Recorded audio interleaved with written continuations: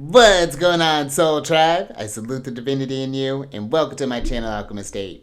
Justin here, and are you ready to set some intentions for this week? We actually got a pretty light one going on, but I think that it's all happening on the same day within like an hour of each other. But I think that it's going to be one of those very impactful transits. It's ones that really flow and tell a nice story together, and I think that it can really bring a lot to kind of meditate on there. And we'll get into that more here in a minute. But if you're new here, again, my name is Justin, and one of the things that I do on this channel is talk about the celestial news weekly that's going on, this chit chat that's happening in the sky. I mean, I'll be really covering more the day of February 9th, but I'm going to be covering, this is for the week of February 6th through the 12th. And let's go ahead and get into this thing. Because like I said, on the 9th, that's going to be a Sunday. The first transit is going to be at 4:08 a.m., and that's going to be Pacific time. The Sun and Mercury are going to be forming a conjunction. And this is going to be happening at 20 degrees and 59 minutes. And this is happening in Aquarius. Now, this is one of those where this is a superior conjunction because now this is where Mercury is coming back from its retrograde and catching up with the Sun and then getting ready to really kind of pick up speed here. And one thing that I found really interesting, well, I guess let me talk about the conjunction first, because considering this is kind of a light day, I made a pull up a chart for you here. And this one is set for the second transit, so this is not going to be exact for this Mercury conjunction, but just so you can get an idea, it's still on the same degree. But a conjunction is when the planets are right on top of each other, and I know how that sounds, but it's when you can think of the planets as a fusion, or like the energies are fusing together, those themes. And I like when the Sun and Mercury go together, because you're talking about the higher light of the mind, the essence, the spirit that fuels the body, the thing that when we follow in that, our higher purpose leads to that leadership, that sense of this solar brightness, and that being fused with the planet of communication and the rational knowledge, how we think, understand, again, put things to practical application, how we learn. Those energies coming together can be very powerful. And I would pay attention to, like, wherever, especially if you have any kind of points around 20 degrees of Aquarius. And that's not just in Aquarius. I would say even amongst like the fixed signs, we're talking about Scorpio here, that's a beautiful circle. Leo and Taurus. Definitely those are going to be ones that you may to notice where there might be some, where this like conjunction may be working more personally with you here. But one thing that I found really interesting about this one too is that where Mercury is starting to pick up speed, this is where the Sun finds itself in its detriment because it's opposite its home sign of Leo here.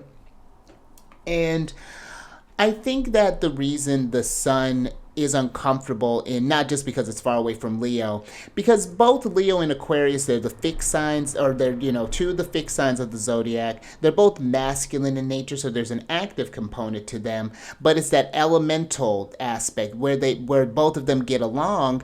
It's in Leo and Aquarius is different because when the Sun is in Leo, it can just express itself, and it just does, and it can sustain that will, because that fire energy is that desire, that creative will, that spark of life. Whereas Aquarius, the air energy is it getting into the mental realm, how we think, again, how we communicate the words, and it's how do you conceptualize spirit? How do you hold that vision in your head? And I think I like to compare sometimes when I think about Leo and Aquarius to like music, where Leo is more kind of like the jazz component, just able to, again, like we're just going to pick a key and we're just going to play around in it. Whereas Aquarius would be more kind of classical, where still just as beautiful, but we've captured the music. It's everything there's rules, and there's structure here, there's form, there's that Saturn element that comes in with Aquarius, because Saturn is the traditional ruler of Aquarius. And I think that there is something here about thinking about your vision and where maybe things, especially with the Sabian symbol, and we'll talk about that here in a moment. But I think that, and I think that's all I'll talk with you about. I'll move back over here for a second. But I think there's something here to think about how the aspect, how your vision of maybe whatever theme of whatever house this is popping up for you. So maybe this is happening in your relationship house. Maybe we're seeing that, oh, this is not how I thought things were going to go. How am I going to change this thing? Or maybe this is happening in your money house. Maybe you need to shift some things up there. Or maybe this is happening in your house of self, your house of, your religion, spirituality, just wherever this is applying. I think that there is this just like what has been that like kind of expectations versus reality. Is this what you've envisioned? And just like how do we adapt and keep going from here? Because I do want to get into the Sabian symbol of this one, because this is, I like to do that when we talk about the conjunctions and certain like when planets retrograde on certain degrees. And the Sabian symbols are, they're this, you almost think of it kind of like a degree theory. Every degree in the zodiacal wheel has a story, has some sort of energy behind it, and I think it just adds a nice layer of just kind of richness to the astrology. It gives you something to kind of philosophize about with, and really there's something there to that. But this is phase 321 of Aquarius, and this talks about a disappointed and disillusioned woman courageously faces a seemingly empty life. And the keynote for this is the capacity to meet emotionally upsetting experiences in human relationships with strength of character and personal integrity. And there is something about that when you have a certain vision, maybe of like what the perfect relationship would look like, and then you turn out your prince, you get that happily ever after, and then you find out that the prince is a slob, or the princess, the princess likes to party, or whatever this story is. But there's something about that when you project an idea or you see something, and then like you get to this place of disillusionment and just like, yeah, just kind of let down, like, oh, that's not even how I even thought that was going to go. And then it's just you get to a place like, well, what do I do from here? And I think in that comes a place where sure it could get maybe a little, the kind of tougher aspects of that Saturnian energy, the kind of like depression maybe come on, the like, oh, like what that kind of like woe is me.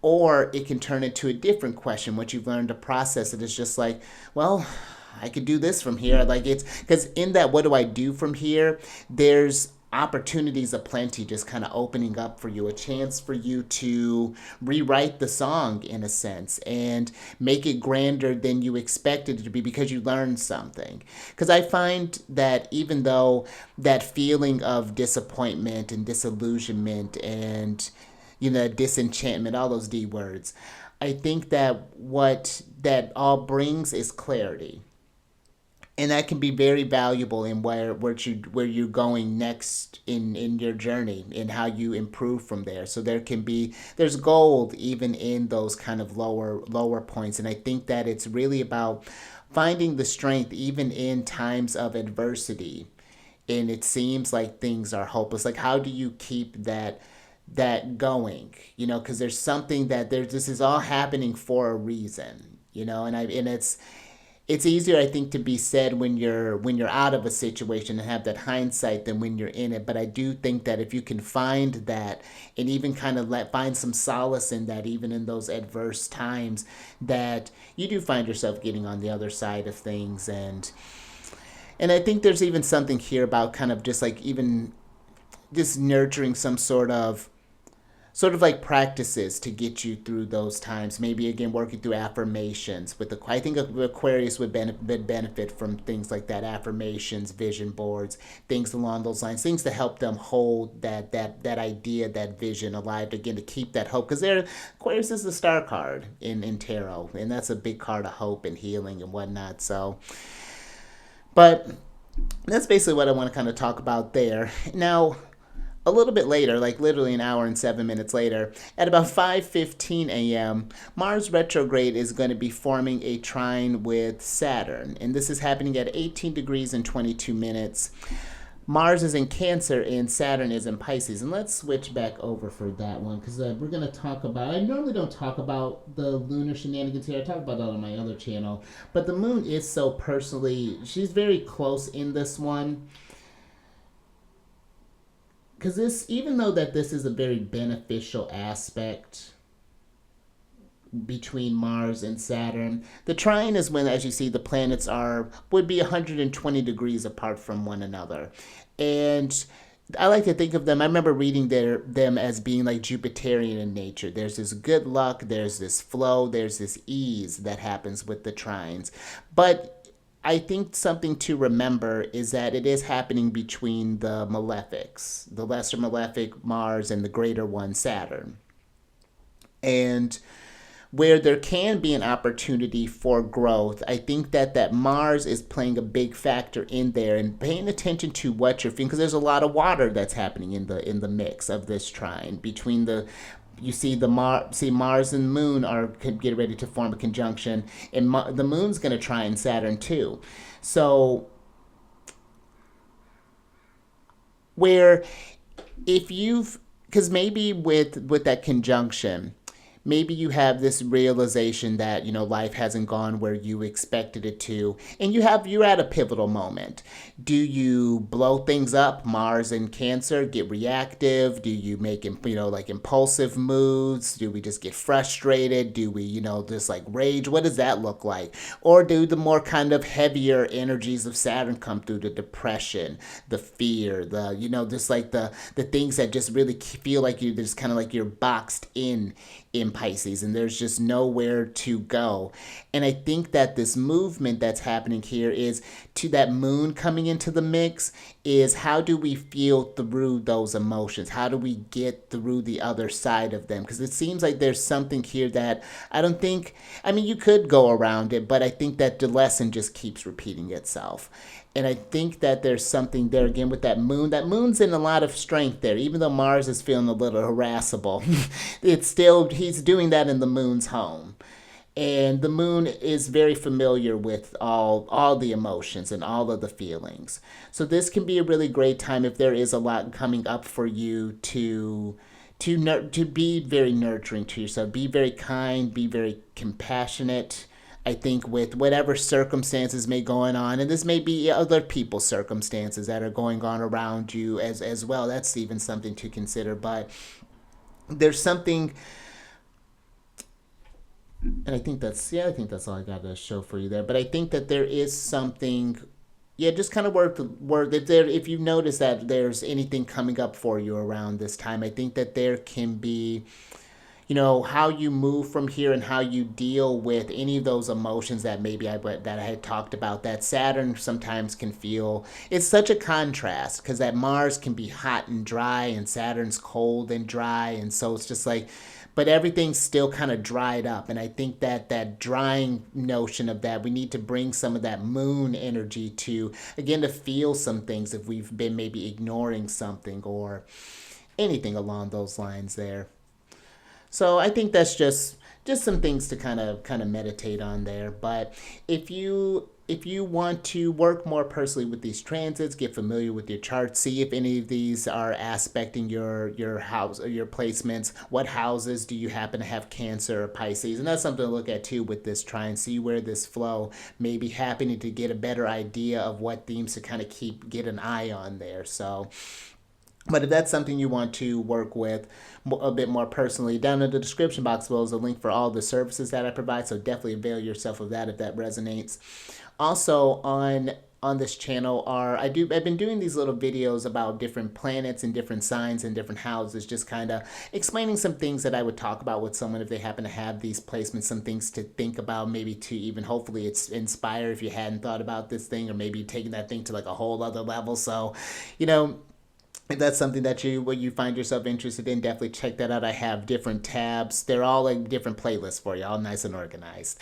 And then if you want to, since I did get a little bit into the lunar shenanigans, if you love that and want some more, on my other channel, The Chariot and Friends, I release videos every time the moon changes signs, and just talk about the moon in whatever that sign is, whatever phase she happens to be in, when she happens to going void. Of course, which is going to be, she's doing a lot of that in March. We'll definitely be talking about, and also do a tarot card reading after I talk about that. So that's something that you want a little extra there. That's all available for you. But until next time, keep raising that vibration to the roof and be conscious out there. There's something else I had, and I will catch you. We're moving on the next one, Mercury Day.